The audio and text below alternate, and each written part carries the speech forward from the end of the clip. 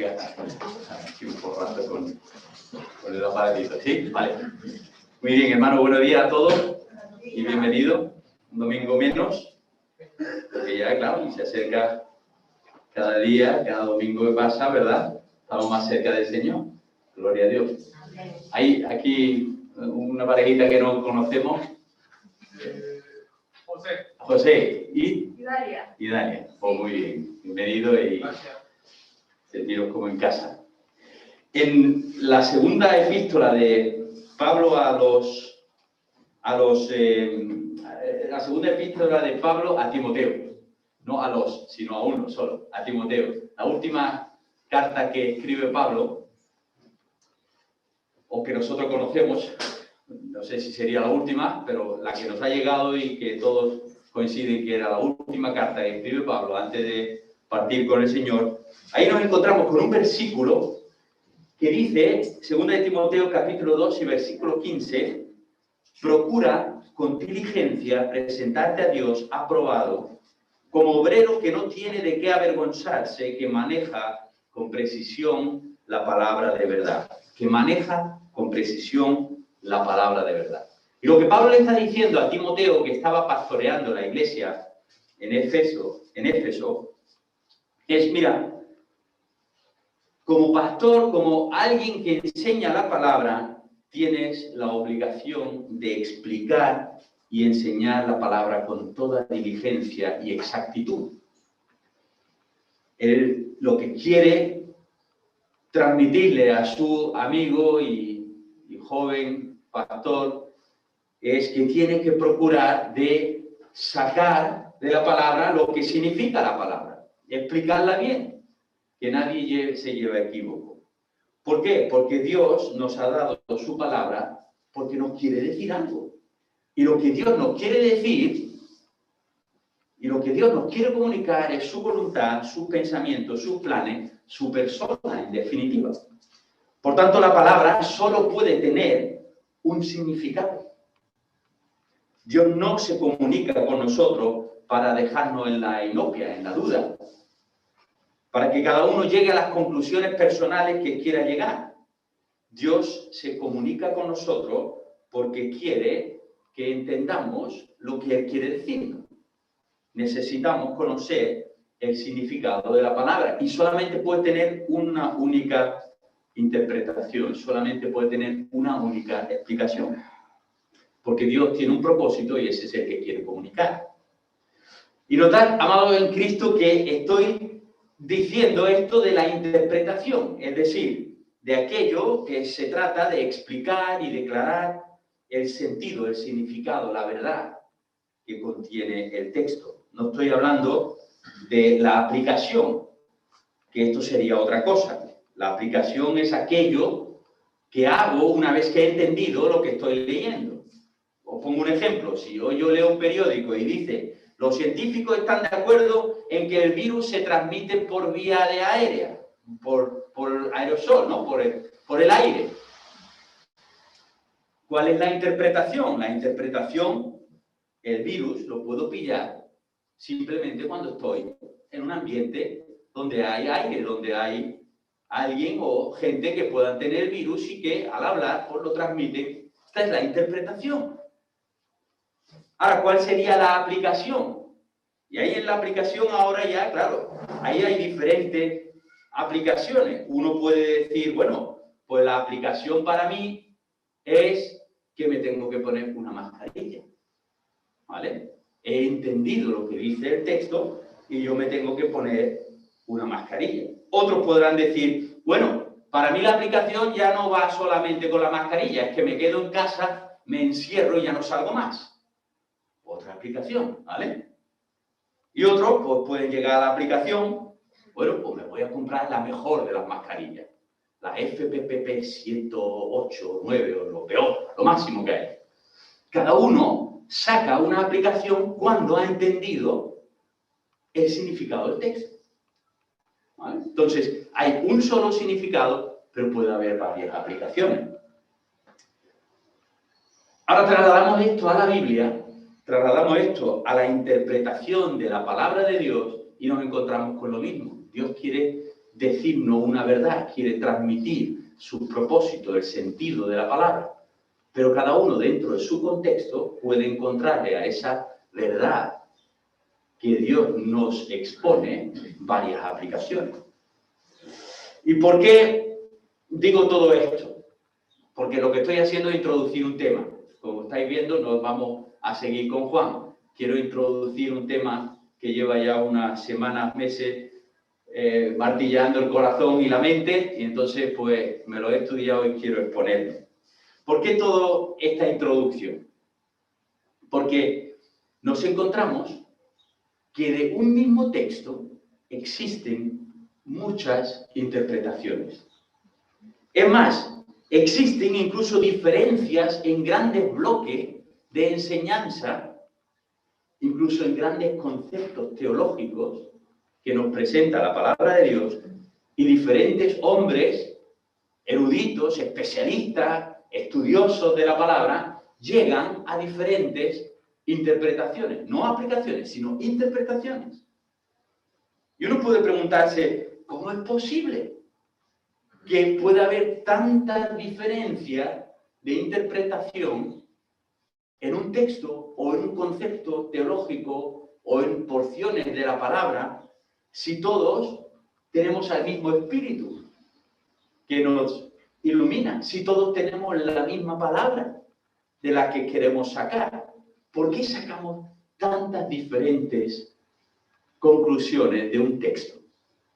Y hay varias razones, pero la más importante que tenemos que tener en cuenta es que todas estas diferencias surgen, amados en Cristo, del corazón del hombre. Y el hombre no es perfecto, el hombre es pecador. E incluso los grandes eruditos y los grandes pensadores cristianos son hombres y no son perfectos. Y cada uno aporta a lo que entiende de la palabra, de su propio contexto personal, de su propia forma de ver el mundo, las cosmovisiones, las ideologías, las ideas. Todo esto que está aquí, al final, cuando leemos la palabra, en vez de sacar lo que dice la palabra, intentamos meter lo que tenemos en la mente para que la palabra diga lo que nosotros creemos. Y esto, hermano, nos debe de humillar a la hora de presentarnos delante de la palabra, porque tenemos la santa obligación de dejar al lado nuestras mentes, nuestras cosmovisiones, nuestras ideologías, librarnos de nuestro bagaje y simplemente, como un niño, acercarnos a la palabra y decir, Padre, muéstrame la verdad. Y esta es la razón por la cual existen tantas diferencias.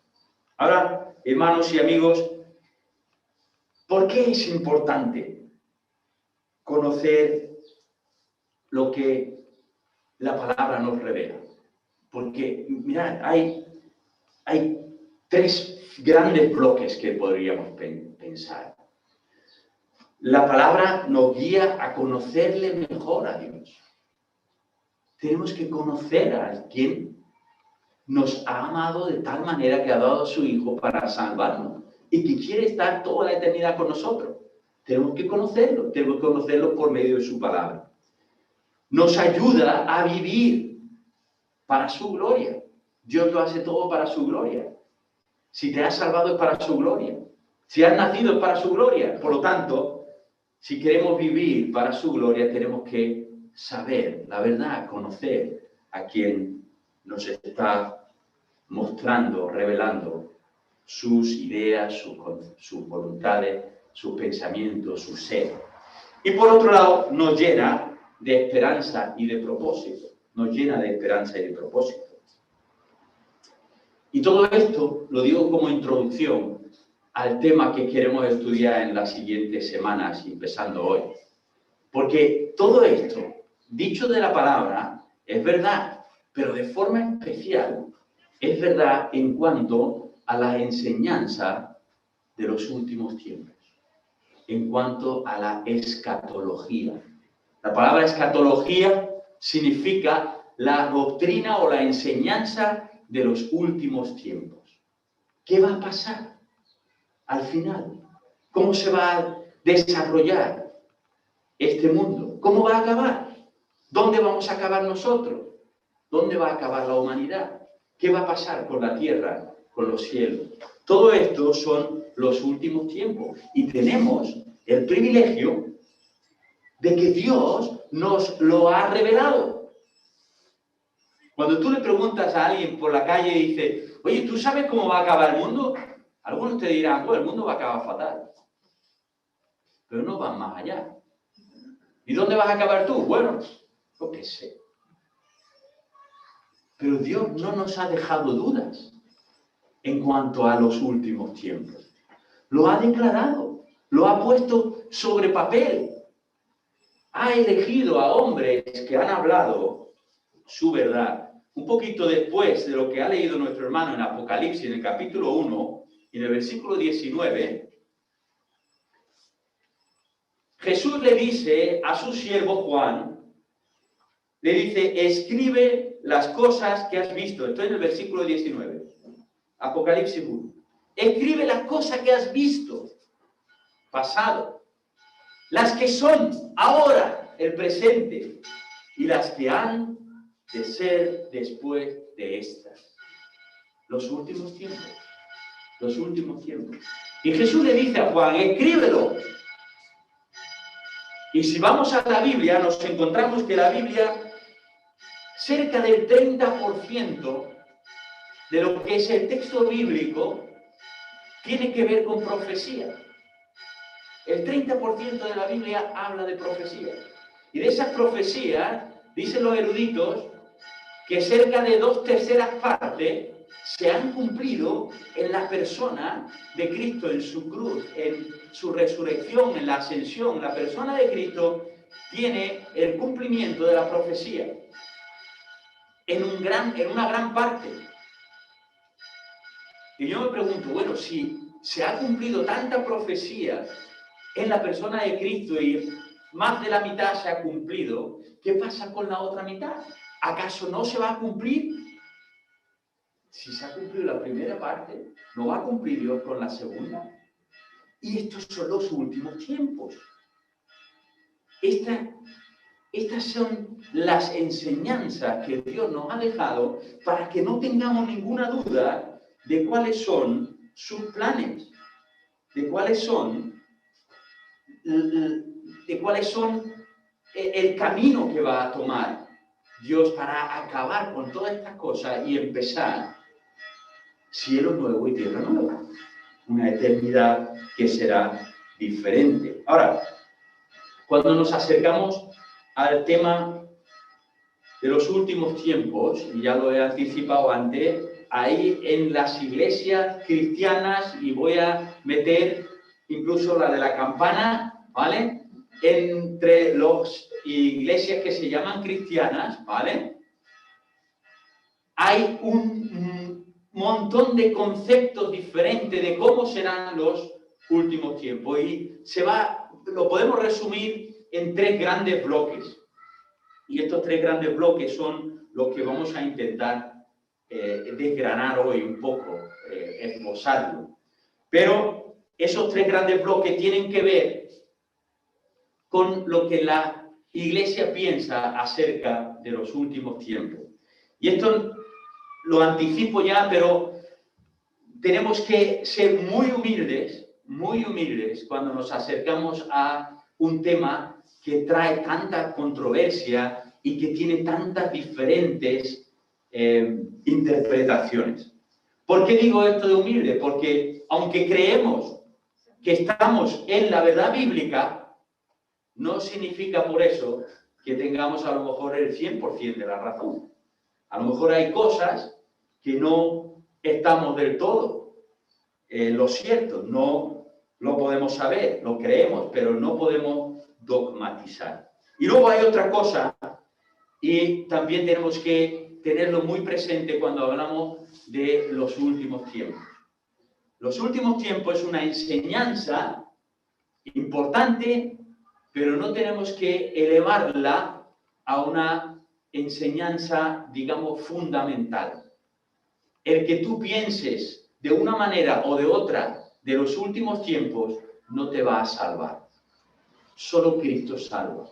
Y lo hace por fe, por medio de su gracia que derrama en tu corazón. Entonces hay doctrinas fundamentales en las que no podemos negociar y hay doctrinas importantes que nos guían, nos animan, nos llevan al propósito que Dios nos ha llamado, pero que no tienen por qué separarnos de los hermanos que piensan de otra manera, ¿vale? Y esto es algo que tenemos que anticipar y dejar claro, toda humildad, porque lo que nosotros creemos no es lo que creen los demás, y esto no debería de ser un obstáculo para la comunión fraternal y amorosa. Ahora, ¿por qué anticipo esto? Lo hemos comentado. Primero, la doctrina de los últimos tiempos no salva. Nadie se va a salvar por ser amilenialista, premilenialista o postmilenialista. Nadie se salva por eso, ¿vale? Muy importante. La doctrina, en segundo lugar, nos tiene que humillar porque nadie puede decir a ciencia cierta. Hay lagunas en las que el Señor no se ha revelado. Por ejemplo, cuando los apóstoles le preguntaron al Señor allí, Hechos capítulo 1, ¿cuándo va a restablecer todas las cosas, ¿no? El reino. Jesús, ¿qué le dijo? Esto no se os va a revelar. Esto está solamente en la autoridad del Padre. Por lo tanto, si nosotros ahora decimos, bueno, pues estamos en el 2021, en el 2054 va a venir el Señor. Mira, si alguien te lo dice, es mentira. ¿Por qué? Porque no lo puedes saber, no lo dice en ningún lado de la Biblia. A lo mejor acierta, pero no es lo normal. Entonces, esto es algo que nosotros tenemos que andarnos con mucha humildad, porque no podemos caer en el error de como hacen muchos que predicen cosas que no están en la Biblia. Vamos a ceñirnos a lo que dice la palabra de Dios cuando estudiamos este tema de la escatología o de la enseñanza de los últimos tiempos. Ahora, ¿por qué es importante conocer los últimos tiempos? ¿Qué nos aporta? Si hay tanta diferencia de opinión, ¿por qué es importante? ¿Qué es lo que saco yo de positivo a la hora de conocer cómo va a terminar, cómo va a ser el fin del mundo? ¿Qué me aporta esto? No voy a ser salvo por ello, entonces, ¿por qué tengo que estudiarlo? Mirad lo que dice en 1 Tesalonicenses, en el capítulo 4, el apóstol Pablo.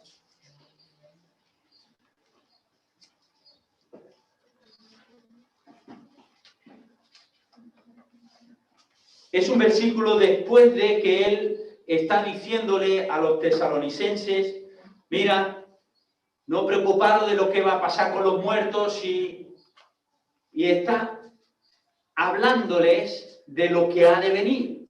Y en este versículo dice muy sencillamente, por tanto, confortaos unos a otros con estas palabras. ¿Con qué palabras? Con las palabras del fin, de lo que va a pasar al fin.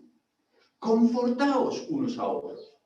Y esta es la idea principal. ¿Por qué debemos de estudiar? Porque esto nos va a servir para animarnos, para consolarnos, para exhortarnos a estar firmes en la palabra, en las cosas del Señor, en sus propósitos, en la obra del ministerio. Conocer los planes de Dios, el desarrollo de lo que irremediablemente está por llegar, nos pone en alerta para que no perdamos el tiempo.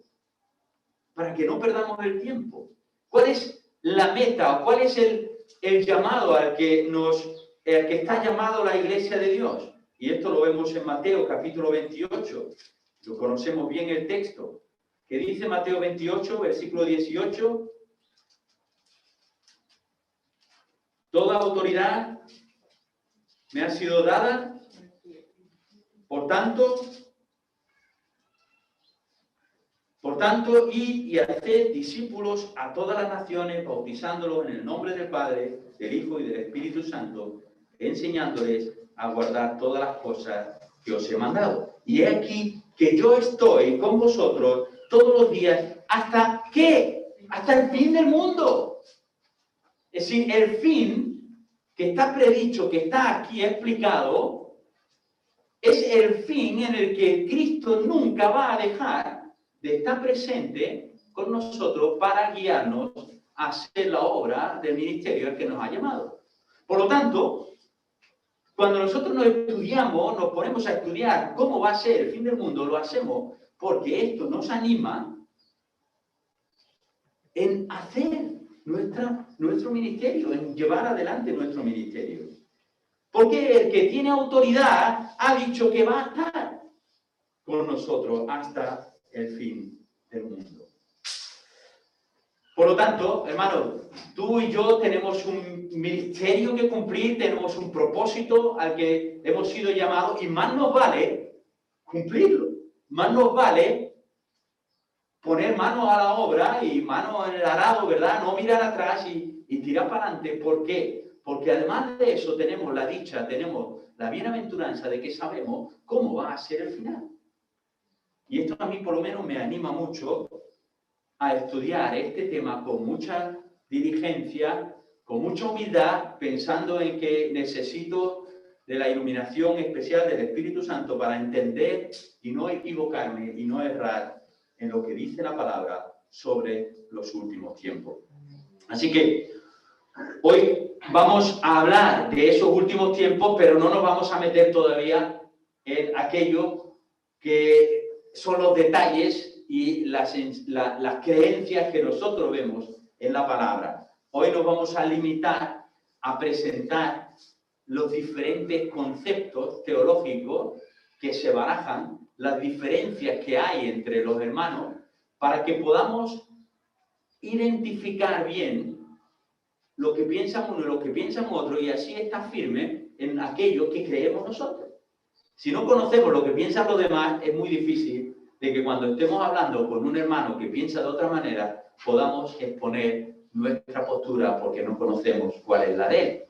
Y esto es algo que tenemos que indagar y tenemos que pasar un poco de tiempo en saber cuáles son las diferencias de criterio que existen, cuáles son las diferentes interpretaciones que se hacen de los últimos tiempos, ¿vale? Mirad, ya hemos dicho antes que las diferencias de interpretación son debidas a que quien interpreta la palabra no es infalible, sino que son hombres como tú y yo, mujeres como tú y yo, cualquiera que se acerca a la palabra, la abre, la lee, saca la interpretación. Y muchas veces la interpretación tiene que ver con lo que yo traigo ya dentro de mí e intento ver en la palabra.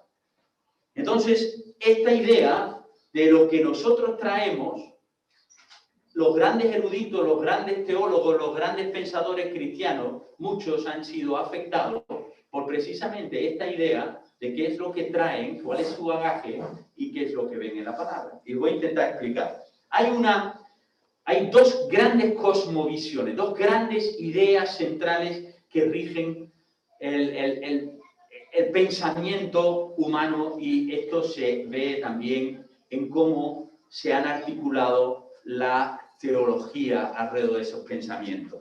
La primera es la visión espiritual de las cosas. Y esto os va a sonar a lo mejor algún nombre, y el primero os tiene que sonar sí o sí, porque es muy famoso, es un tal Platón. Platón fue un filósofo del siglo V, IV antes de Cristo, y este hombre llegó a interpretar la visión del mundo en que lo espiritual es bueno y lo material es malo. Él lo dividió muy sencillamente. La idea platónica es decir, todo lo que merece la pena, todo lo que es excelso, todo lo que es elevado, tiene que ser espiritual, y todo lo que viene de la materia, esto está afectado por la maldad. Entonces, este concepto se fue transmitiendo no solamente por los discípulos de Platón, sino que llegó muy rápidamente también a los religiosos de su época. Y entre ellos estaban los judíos. Acordaos que tuvimos un gran conquistador, Alejandro Magno, ¿verdad?, que conquistó desde Grecia todo lo que era el Oriente Medio hasta llegar hasta la India.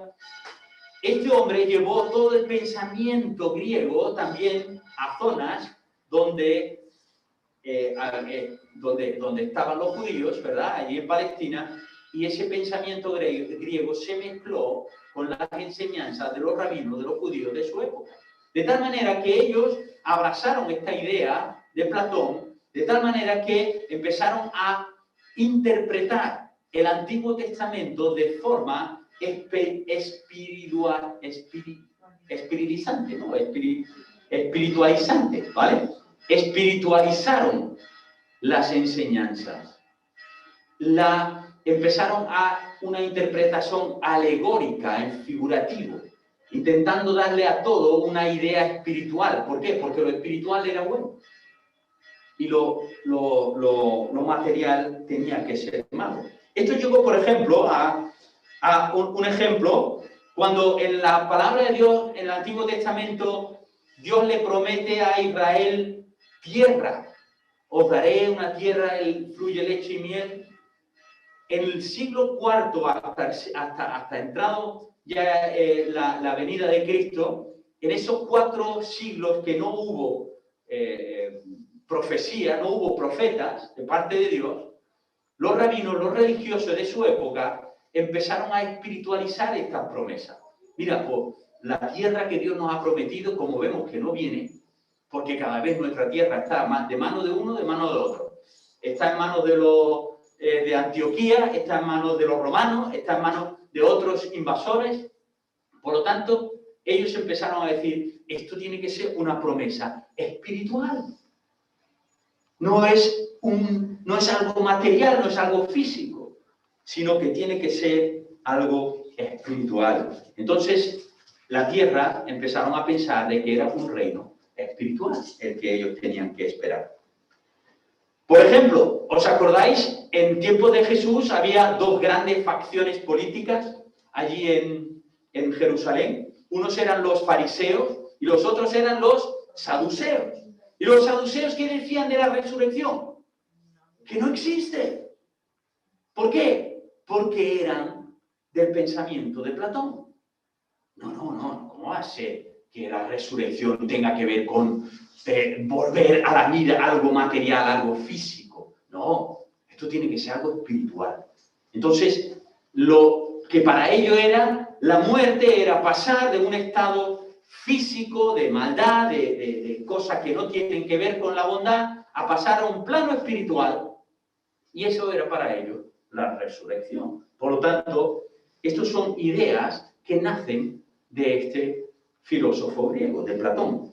En el siglo II, ya después de Cristo, surge en Alejandría, conocemos Alejandría. Alejandría era el ombligo del mundo en cuanto al saber. Allí estaba la gran biblioteca de Alejandría. Y allí surge un cristiano de origen platónico en cuanto a su pensamiento, que se llamaba Orígenes. Este Orígenes llegó casi a la misma conclusión que los saduceos. La resurrección tiene que ser espiritual, no puede ser una resurrección física. Y un poco más adelante, los discípulos empezaron a transmitir estas ideas de Orígenes, sobre todo en la zona del Oriente Medio.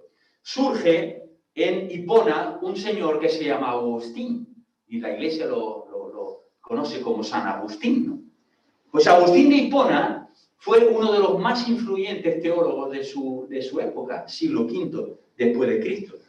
Este hombre venía influenciado por Orígenes, venía influenciado por esas ideas platónicas.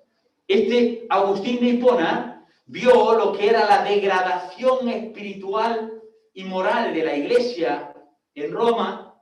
Estamos hablando del siglo V, no estamos hablando de la Edad Media, o sea que esto fue 1000 años antes de Lutero, ¿vale? Para que veamos cómo ya ahí había una degradación en cuanto a lo que era la Iglesia en su momento, que todavía no era católica ni menos romana, pero él veía esa degradación en la iglesia de su tiempo y decía, no puede ser que la iglesia, en este estado depravado, tenga nada que ver con el reino de Dios. Y este Agustín de Hipona es el que promocionó la idea de que la iglesia es realmente el reino espiritual de Cristo en la tierra. Y de ahí nace un concepto teológico para los últimos tiempos que se llama el amilenialismo. Amilenialismo, ¿vale? Bueno, ya podéis ver estas corrientes a dónde nos llevan. Ahora, ¿cuál es la segunda? La segunda corriente o visión del mundo es la que tiene que ver con la nueva creación. ¿Esto qué es lo que es?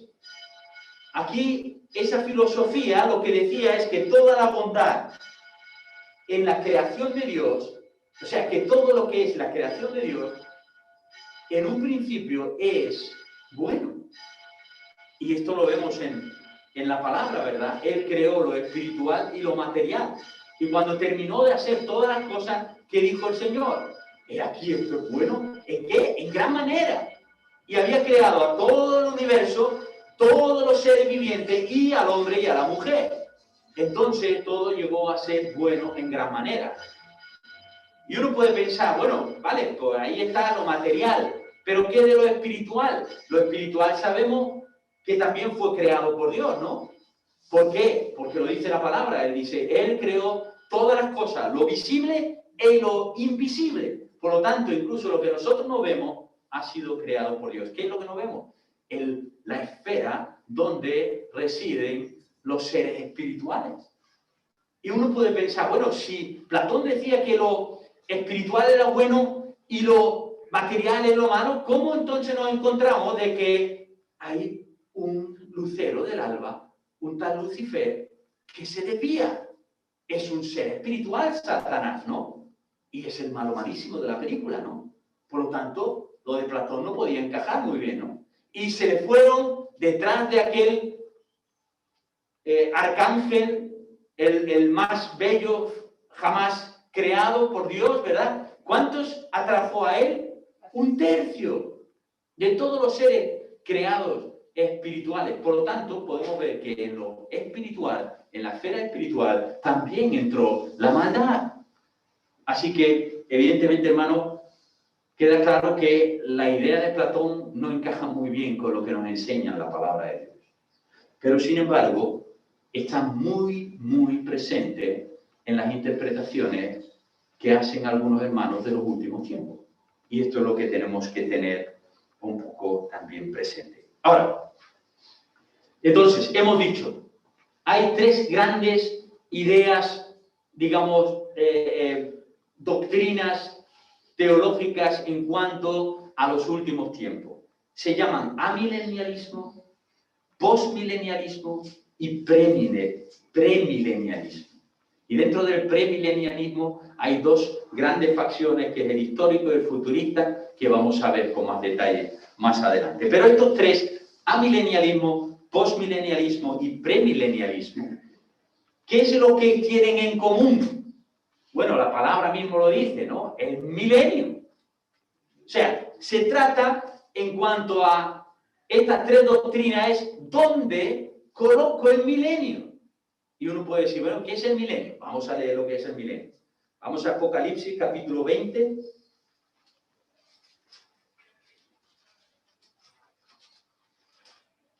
Apocalipsis, capítulo 20, y leemos desde el versículo 1 hasta el 7.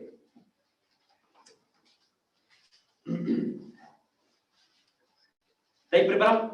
Sí. Vamos a ver milenio. Vi a un ángel que descendía del cielo teniendo la llave del abismo y una gran cadena en la mano. Y prendió al dragón, la serpiente antigua, que es el diablo y Satanás, y lo ató, ¿por cuánto? 1000 años. Y lo arrojó al abismo y lo encerró, y puso su sello sobre él para que no engañase más a las naciones hasta que fuesen cumplidos los ¿qué? 1000 años. Y después de esto, debe ser atado por un poco de tiempo. Y vi tronos, y se sentaron sobre ellos los que recibieron facultad de juzgar, y vi las almas de los decapitados por causa del testimonio de Jesús y por la palabra de Dios, y a los que no habían adorado a la bestia ni a su imagen, y que no habían recibido la marca en su frente ni en sus manos, y recibieron la vida y reinaron con Cristo, ¿cuánto? 1000 años. Pero los otros muertos no volvieron a vivir hasta que se cumplieron, ¿cuánto? 1000 años. Esta es la primera resurrección. La segunda muerte no tiene potestad sobre estos, sino que serán sacerdotes de Dios y de Cristo, y reinarán, ¿por cuántos años? 1000 años.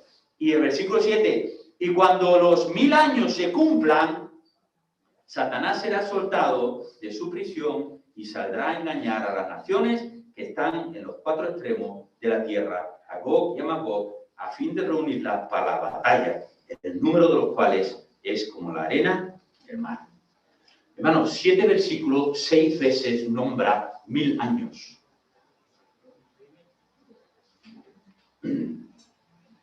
Hay hermanos que dicen, bueno, pero es que resulta que solamente habla de 1000 años en este texto. Sí, lo dice 6 veces, un poco reiterativo. Pero solamente está aquí. Por lo tanto, no es base suficiente como para poder sacar de aquí la doctrina de que son 1000 años reales. Puede ser un tiempo indeterminado, no lo sabemos. Bueno, y aquí surge una cuestión que tiene que ver con la herramienta de interpretación que yo aplique a la palabra. Si este texto no es suficiente, porque solamente aparece aquí el tema de los 1000 años, si no es suficiente este texto para afianzar una enseñanza, ¿cómo es posible que los mismos que dicen que este texto no es suficiente se vayan a Génesis capítulo 11 y desde el versículo 1 al 9, donde se nos cuenta la confusión de los idiomas del mundo en la Torre de Babel, y digan, no, esto fue así? Cogen como literal Génesis 11, 9 versículos, y dicen, porque lo de Babel nada más que aparece ahí, ¿no? Que yo sepa. Solamente aparece en Génesis 11, ¿no? Y cogen esto como literal, pero esto lo cogen como podría ser. Vamos a espiritualizar esto. Igual no son 1000 años reales. Ahora, Pedro dice que para el Señor un día es como ¿cuánto? 1000 años. ¿Y 1000 años como cuánto? Como un día. Ahora, ¿podemos pensar que si Pedro usa esa frase, está hablando de 1000 años como un tiempo indefinido? Cuando siempre que aparecen números en la Biblia, siempre el sentido es números reales. Entonces, bueno, ya veis un poco de dónde surgen las diferencias. Así que si un texto de 7 versos que menciona 6 veces los 1000 años no es suficiente, pues imaginaros cómo empiezan a espiritualizar otros textos que tienen que ver con otros conceptos, como podría ser el arrebatamiento, la tribulación, la última semana de Daniel y todas estas cosas que vamos a ver. Vale. Ahora, ¿qué es lo que piensan los hermanos amilenialistas? Ellos interpretan que el milenio fue inaugurado con la venida de Jesús. La primera venida de Jesús, inicio del reino. ¿Por qué? Porque Cristo es el que más habla del reino. Él dice, el reino de Dios se os ha acercado. ¿Por qué? Porque el rey ha llegado. Pues ahí empieza el reino de los 1000 años, que no es 1000 años reales, porque ya llevamos 2000 años desde Cristo, ¿no? Cerca. Por lo tanto, estamos hablando de un tiempo indefinido y ellos identifican la venida de Cristo como el inicio del reino milenial de Apocalipsis 20. Para ellos es un reino espiritual, es un reino en los corazones del creyente. Para que la interpretación de los textos bíblicos encajen en la postura amilenialista, todo el libro de Apocalipsis lo interpretan de forma alegórica, figurativa y espiritualizada. De tal manera que ellos llegan a pensar que el capítulo 19 de Apocalipsis, cuando se narra que Jesús vendrá sobre su caballo y para judiciar y tal, esto ellos lo ven como un capítulo que realmente en la cronología está después del capítulo 20. Nos damos cuenta cómo hay que hacer encaje de bolillas para dejar que la Biblia diga lo que queremos que diga y no sacar lo que la Biblia dice. Pero esta es la idea, ¿vale? Así que los amilenialistas piensan que este reinado ahora en la tierra es el reinado de la Iglesia. Y llegan también a pensar, como en el concepto de Platón y de Agustín de Hipona, que es la Iglesia, digamos, el agente sobre la tierra para instaurar ese reino del Mesías que ha de venir. Y cuando ese reino esté perfectamente establecido, llegará el momento en que el Mesías, el Rey, vuelva a su reino. Entonces, la idea es, primero, Jesús viene, instaura el reino y se va. Y ahora está el reino funcionando sin el Rey. Y ese reino se está ampliando hasta que llegue el momento que venga el Rey y empiece a reinar sobre un reino que ya está funcionando. Hay otro tema, y esto lo vemos también en la enseñanza que se nos presenta cuando... Un segundo, aquí. La enseñanza de que Cristo reina por medio de la Iglesia, ¿qué es lo que dio pie? Pues da pie a de que el representante de Cristo en la tierra es el cabeza de la Iglesia.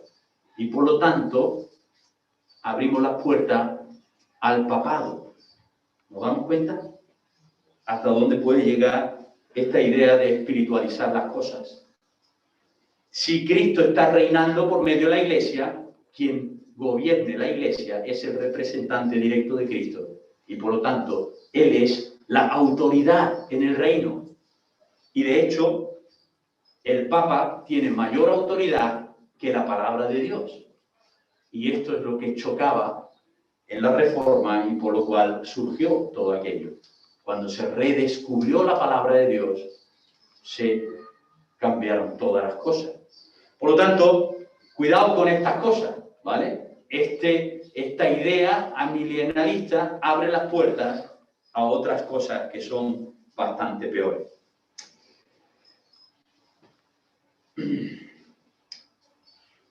Ahora, vamos a seguir pasando, vamos al postmilenialismo. El postmilenialismo es algo parecido al amilenialismo, pero con unos matices importantes. El postmilenialismo dice lo siguiente: el milenio se desarrolla entre la primera y la segunda venida de Cristo, igual que los amilenialistas, pero ellos consideran y utilizan las parábolas del reino en Mateo 13 para afianzar este credo, que el reino de Dios en esta tierra se está desarrollando como aquella semilla de mostaza, que es la más pequeñita, pero que sale un árbol que se hace enorme y que va creciendo y creciendo y creciendo, y esto es la idea postmilenial. La idea de que el milenio está desarrollándose y que la Iglesia es la que espiritualmente recibe todas las promesas del Israel físico, porque la Iglesia es el heredero espiritual del Israel. Ya Israel como nación no importa porque existe la Iglesia. Y la Iglesia es la que en estos momentos está haciendo que el Evangelio se pueda extender y que el milenio termine con que el Evangelio esté tan extendido, la tierra sea tan cristianizada, que llegue el momento de que se haya cumplimentado y entonces venga por segunda vez el Rey. ¿Para qué? Para hacer justicia y entrar en el reino eterno, llevarse a su Iglesia al reino eterno. Entonces, aquí hay dos conceptos que tenemos que tener claro. Por un lado, postmilenialismo tiene que ver con el milenio que está funcionando, es ahora. la iglesia, el evangelio, se está predicando y se está extendiendo sobre la tierra, y eso va a terminar en que la tierra sea cristianizada en gran parte para que pueda volver Cristo. Y las promesas al Israel físico son promesas que ahora ya se van a cumplir todas en la iglesia, porque la iglesia es la nueva Jerusalén, es la heredera espiritual de las promesas hechas al pueblo de Dios, al pueblo de Israel, a la etnia judía, ¿sí? Esto es lo que tenemos que tener claro. Ahora, ¿qué es lo que dicen los postmilenialistas? Y esto es uno de los grandes escollos para esta doctrina. Si el evangelio va a terminar implantándose en este mundo, y el evangelio va a terminar venciendo, de tal manera que llegue el rey ya a un planeta cristianizado, uno se le puede preguntar, bueno, ¿y cómo entiendes que la maldad cada vez vaya a peor? ¿No te parece que Satanás está muy vivito y coleando todavía en nuestra sociedad? Y ellos dicen, no, Satanás está ya atado. Porque lo dice Apocalipsis capítulo 20. Ya el ángel vino y ató a Satanás. Bueno, pues si está atado, ¿cómo me explican a mí que la maldad cada día vaya creciendo y creciendo y creciendo? Que cada año estemos asesinando a millones y millones de personas no nacidas. Que cada año estemos más trastocados en cuanto a nuestro concepto del género del ser humano. Que ya los niños puedan decidir ya con 10 años, ¿no? Como dice en algunos gobiernos, no, yo quiero ser mujer o quiero ser hombre, me da igual lo que haya nacido. Esto es, ¿de dónde viene esto? Si el mundo cada vez está siendo más cristianizado, ¿cómo es posible que cada vez tengamos menos valores cristianos en este mundo? Algo tiene que fallar, ¿no? en esta teología. Y por último, el tercero de los puntos, si me veis que de vez en cuando estoy fallando, es porque tengo un problemilla con la tablet que no me está dejando ver el texto que tengo escrito, entonces tengo que volver a recargarla, perdonad. Bien, el último de los puntos, o de las grandes ideas teológicas que existen de los últimos tiempos, es el premilenialismo. ¿Qué significa pre? Pues antes, ¿vale? El premilenialismo considera un hecho bíblico de que Cristo va a venir por segunda vez y entonces va a reinar sobre la tierra durante 1000 años reales. 1000 años que empiezan cuando venga el rey y terminan cuando terminen los 1000 años. Un año de 365 días, ¿vale? Literal. Entonces los premilenialistas piensan y creen que hay bastante soporte bíblico para pensar de que Cristo vendrá tras un periodo de enorme tribulación, y ahí está capítulo 4 hasta el 18 de Apocalipsis, y después de esa gran tribulación se presentará Cristo por segunda vez, el diablo será atado por 1000 años, como hemos leído, y en ese tiempo en el cual Satanás no tendrá influencia sobre la tierra, se va a desarrollar un reino milenial donde Cristo gobernará. Y junto con él gobernará la iglesia, que vemos que vuelve con él en el Apocalipsis capítulo 19, y el pueblo judío. Esto es muy importante. Los premilenialistas separan la iglesia del Israel étnico, del pueblo de Dios. ¿Vale? Hay una separación. Una cosa son las promesas a la iglesia y no confundirla con las promesas hechas eternamente al pueblo de Dios. Y ahí está el pacto de Abraham, el pacto de David, el nuevo pacto, que son promesas hechas al pueblo de Dios, a Israel, étnico como nación, y que son eternas según la palabra de Dios. Por lo tanto, hay una diferenciación. Y esto es algo que hace diferente el premilenialismo de las demás ideas. Ahora, dentro del premilenialismo hay dos corrientes. Una es la corriente clásica o histórica, que piensa, bueno, va a haber una gran tribulación de 7 años y después de esa tribulación vendrá el rey e instaurará su reino milenial. Pero la mayoría de los premilenialistas históricos piensan que la Iglesia pasará por esa época, por ese periodo de tribulación. No va a haber un rapto previo, ¿vale? Y los premilenialistas futuristas o dispensacionalistas piensan que la Iglesia es preservada de los 7 años de tribulación. Los premilenialistas futuristas creen y ven bastante base bíblica para pensar de que Cristo vendrá en 2 etapas. La primera vez que vendrá, bueno, la primera vez evidentemente fue a la cruz, pero la segunda vez que vendrá será para encontrarse con su iglesia en el aire y llevarse a su iglesia allí donde Él está. Y estaréis conmigo y os traeré a mí. Y habrá un tiempo que le llaman las bodas del Cordero. Entonces, ¿esto dónde lo meten los pretribulacionistas históricos? Pues lo meten después, ya en el tiempo de la eternidad. Esto los futuristas creen que no puede encajar con la interpretación literal de la palabra.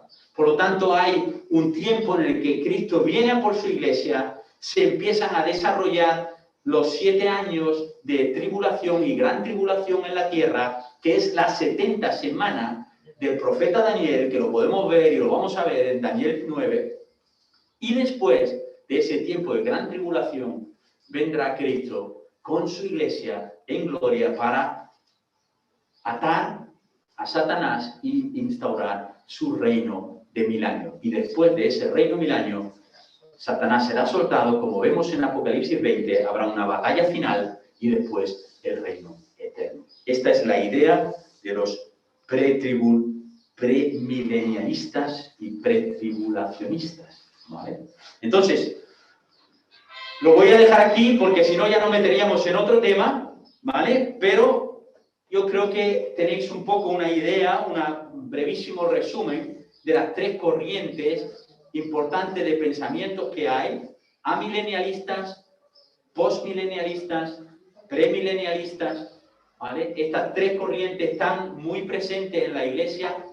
Los amilenialistas fundamentalmente, bueno, la Iglesia Católica, por supuesto, la Iglesia de Roma, pero muchas iglesias evangélicas piensan en el tema del amilenialismo. El postmilenialismo, que es una corriente de pensamiento relativamente nueva, es la que más popular está quizás siendo en este último siglo, y evidentemente el pre-tribulacionista que empezó con los apóstoles y que se desvió con la venida de Orígenes y otros padres de la Iglesia, y especialmente por Agustín de Hipona. Y fijaros hasta qué punto estas cosas no dejan de ser curioso, ¿verdad? Porque Agustín de Hipona es uno de los grandes teólogos. Él influenció sobre muy grandes hombres de la palabra. Uno de ellos, Juan Calvino, quizás el mayor de los exégetas de la palabra de Dios. Una persona que en toda su trayectoria lleva a rajatabla una interpretación literal, gramático, histórica en el contexto, y muchos nos hemos nutrido de las enseñanzas, y sin embargo llega al punto de Apocalipsis y lo interpreta con otra hermenéutica y se desvía bajo los postulados del amilenialismo. Entonces es curioso ver cómo incluso dentro de los grandes hombres de Dios que han marcado la época y siguen marcando la doctrina de lo que es la teología y la verdad bíblica, sin embargo pueden tener desviaciones en la interpretación de los últimos tiempos. Cuidado, mucha humildad, mucho respeto, oración para que realmente podamos tener claro lo que nosotros creemos. Y no he dicho lo que creemos, creo que lo he dejado por ahí colgando en el aire, y espero que vengáis la semana que viene para volver a seguir indagando, y ahora ya os dejaré un tiempo para preguntar. Pero esta es un poco la idea. Tenemos que indagar, tenemos que profundizar. La semana que viene estudiaremos la postura que nosotros creemos tiene más base bíblica, lo que nosotros creemos y hemos dejado por escrito en nuestra declaración de fe, y es la base desde la cual nosotros queremos estar afianzados, bien cimentados, para que podamos entender a los hermanos que piensan de otra manera, pero sobre todo estar firmes en lo que la Biblia nos enseña. Amén. Bueno, Antonio, tú querías una pregunta. Una pregunta. ¿La espiritualidad es completativa? ¿La qué? ¿La espiritualidad es? Completativa. Contemplativa. ¿Contemplativa? Sí, correcto, que ahora vamos a Bueno, la espiritualidad siempre tiene un punto de contemplación, claro. Yo contemplo a Cristo de forma espiritual, por supuesto, pero eso no quita de que yo pueda tener una visión de mi relación con Cristo que tiene que tener también una componente material, es decir, si yo nada más que veo a Jesús de forma contemplativa y luego en el cuerpo vivo a mi bolo, algo va mal. Es decir, lo que yo contemplo espiritualmente se tiene que reflejar en mi conducta, en mi forma de comportarme. Es que hay que ligar ese comentario de hecho con la meditación. Y la meditación creo que está en... Mira, la mejor meditación es la que dice el mismo Jesús: por su fruto lo conoceréis. Por lo tanto, medita, sí, pero da fruto. Si solamente medita y eres muy iluminado y no da fruto, mal vamos. Entonces, eso tenemos que... Bueno, hermano, ánimo. Voy a terminar con un texto, ¿vale? Que lo tenía aquí pendiente y no me gustaría dejaros sin la palabra de Dios para el resto de la semana. Meditad en este texto, porque va a ser el texto que la semana que viene empezaremos a desarrollar un poco. Primera epístola de San Pablo a los Tesalonicenses, capítulo 4, versículo 13. Primera de Tesalonicenses 4:13 dice: no queremos, hermanos, que ignoréis acerca de los que duermen, sino que han pasado a vivir con el Señor, a estar con el Señor, los que han muerto. Dice, para que no os entristezcáis como los demás que no tienen esperanza. Esta es la clave. Los que no tienen esperanza. Si tienes a Cristo, tienes esperanza. ¿Por qué? Porque sabes que tu muerte es un dormir. Porque sabes que cuando pasas de este cuerpo, tu espíritu va directamente al Señor. Ya se lo dijo Jesús a aquel hombre en la cruz, ¿no?, que había crucificado con él. Hoy mismo estarás conmigo en el paraíso. Y esto es esperanza, hermano. Esperanza en Cristo, en su cruz, en su muerte, en su resurrección, porque eso es lo que nos da salvación y vida eterna. Vale, pues, porque si creemos que Jesús murió y resucitó, hermano, este es el Evangelio. Si creemos que murió y resucitó, así también traerá a Dios con Jesús a los que durmieron con él. Por lo cual os decimos esto por palabra del Señor, que nosotros, los que vivamos, los que hayamos quedado hasta la venida del Señor, no precederemos a los que durmieron. Primero resucitarán los que ya durmieron con el Señor. Dice, porque el Señor mismo, con voz de mando, con voz de arcángel y con trompeta de Dios, descenderá del cielo, y los muertos en Cristo resucitarán primero, luego nosotros los que vivamos, los que hayamos quedado, seremos arrebatados juntamente con ellos en las nubes, para salir al encuentro del Señor en el aire, y así estaremos siempre con el Señor. Por tanto, alentaos los unos a los otros con estas palabras. La trompeta sonará más fuerte que las campanas, os lo puedo asegurar. Por lo tanto, hay una cosa curiosa, que la veremos más adelante, pero no sé si algunos habéis visto la serie esta de Dejados Atrás. ¿Alguna vez habéis visto las películas estas de Dejados Atrás? Bueno, es la historia un poco del rapto de la iglesia y tal y cual. Fue muy popular en los años 80, 90, del siglo pasado. ¿Cuánto tiempo hacía? Pero esta historia, que no deja de ser Hollywood, ¿no? Biblia hollywoodiense, entonces no es lo que dice la palabra. El rapto no será algo secreto, no será algo que nadie se va a enterar. La iglesia no va a desaparecer y todo el mundo dirá, bueno, aquí no ha pasado nada. No, no, no. Aquí dice que la trompeta sonará y todo el mundo sabrá que la iglesia se ha ido con el Señor. Y yo voy a estar ahí. Amén. Señor, te damos las gracias por la esperanza viva, cierta, que nos llena de alegría, de felicidad, sabiendo que nuestro tiempo aquí en este cuerpo es pasajero, que nuestro caminar en este mundo, que puede ser un valle de lágrimas, puede ser un valle feliz, puede ser de muchas formas, Señor. Pero sin embargo sabemos que tiene un fin. Pero, Señor, ese fin para los que están en Cristo Jesús, los que han creído que Cristo ha muerto y ha resucitado el tercer día, para ellos ese fin es un fin glorioso. El glorioso fin de verte a ti, nuestro Salvador, cara a cara. Oh Señor, cuánto anhelamos ese momento, ese tiempo, Señor, de ver los ojos de nuestro Señor, mirándonos con ese amor incomparable con el que ha ido a la cruz del Calvario para pagar por nuestros pecados, Señor. Oh Señor, ayúdanos a comprender todas estas cosas para que nuestras vidas te glorifiquen, para que nuestras vidas, Señor, sean para la gloria y la alabanza de tu santo y bendito nombre. En Cristo oramos. Amén.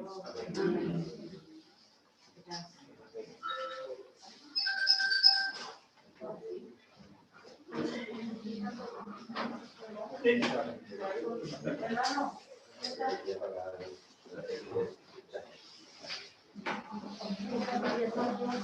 paliza no